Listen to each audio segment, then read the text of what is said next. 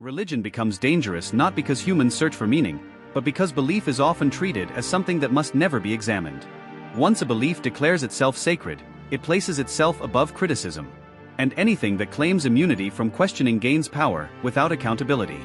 That is where the danger starts. Not with prayer, not with ritual, but with certainty.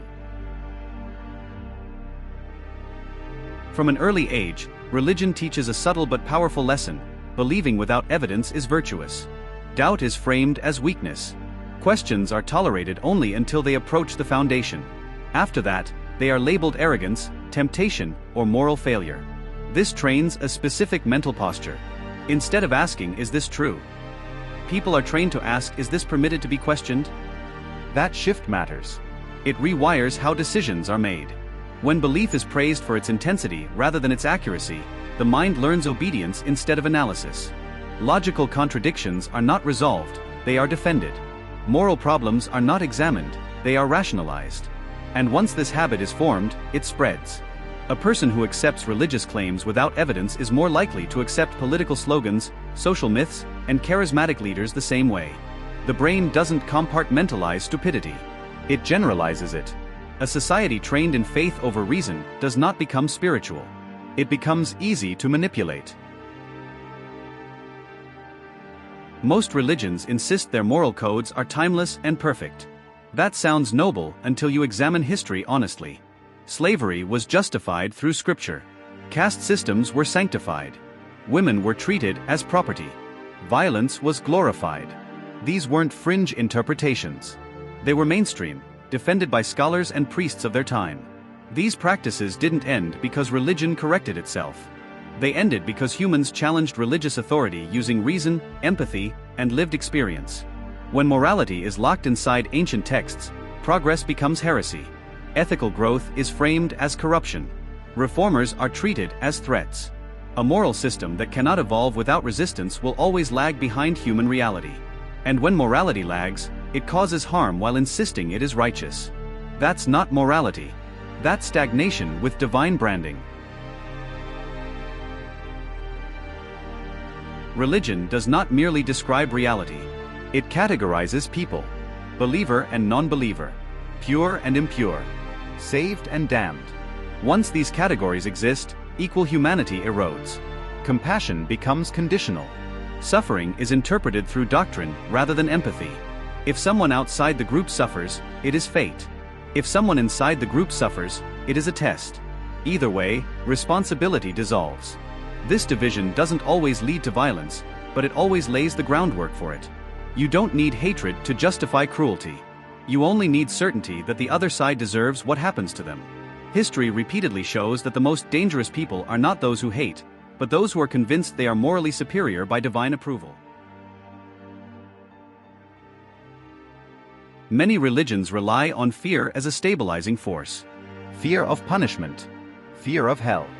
Fear of divine surveillance. Even thoughts become crimes. This creates individuals who are anxious, obedient, and disconnected from their own instincts. Natural desires are labeled sinful. Curiosity becomes dangerous. Self-trust erodes. Guilt is reframed as virtue. Shame becomes moral discipline. A population that feels broken by default is easy to control. When people believe they are inherently flawed, they look upward for permission rather than inward for judgment. Religion doesn't just govern behavior. It colonizes the inner life. Religion and science coexist peacefully only until evidence contradicts doctrine. At that point, science becomes dangerous. Psychology threatens concepts of sin. Cosmology threatens human centrality. When facts undermine belief, belief doesn't adapt. It attacks.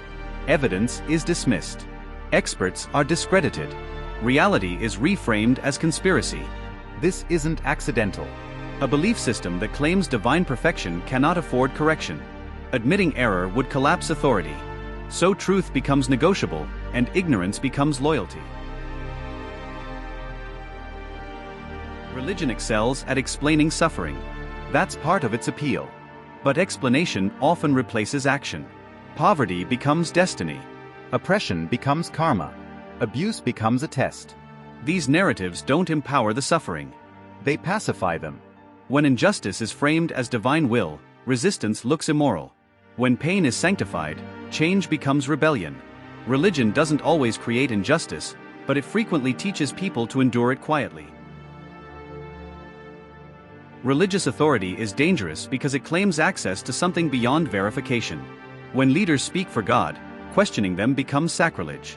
This creates perfect conditions for abuse. History is full of religious figures who exploited trust, wealth, bodies, and fear.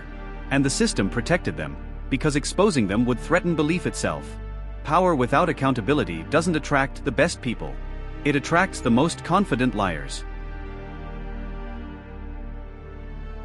Religion is dangerous when belief outranks reason, obedience replaces conscience, and certainty silences doubt. You don't need religion to be moral. You don't need fear to behave ethically. You don't need ancient certainty to navigate modern complexity. A belief system that cannot be questioned is not sacred. It's fragile. And fragile systems that control millions of minds do damage long before they collapse. Thinking is harder than believing.